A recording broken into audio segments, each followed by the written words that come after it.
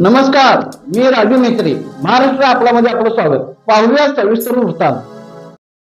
Trading कंपनीवाल्यांनी आजच्या बैठकीस मारली दांडी. इचलकरंजी येथील खर्चीवाले यंत्रमागधारकांची गेले 18 दिवस मजुरी वाढबाबत काम बंद आंदोलन केले असून यासाठी सोमवारी प्रांत कार्यालयामध्ये बैठक झाली.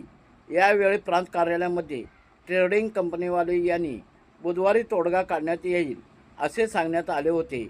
पण आज दुपारी ट्रेडिंग कंपनीवाल्यांनी मजुरी वाढ संदर्भात कायद्यात बसत नसल्याने आम्ही या बैठकीस उपस्थित राहू शकत नाही असे निवेदन देऊन बैठकीस दांडी मारली.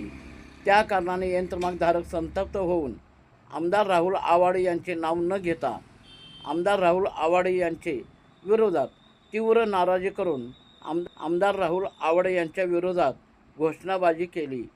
सदर प्रांत कार्यालयामध्ये खर्चीवाले यंत्रमागधारकांच्या संघटनांनी ट्रेडिंग कंपनीवाले बैठकीला गैरहजर राहिल्याने तीव्र आक्षेप घेऊन प्रांत अधिकारी यांना आपण मजुरी वाढीबाबत निर्णय घ्यावा असा आग्रह धरला असता प्रांत अधिकारी यांनी 2 दिवसात मान्य जिल्हाधिकारी यांच्याकडे बैठक बोलावून घेऊन निर्णय घेतला जाईल असे आश्वासन देऊन सध्याचे आंदोलन थांबवावे अशीही मागणी केली असता खर्चीवाले यंत्रमागधारक आंदोलन चालू ठेवण्याचा निर्णय घेतला.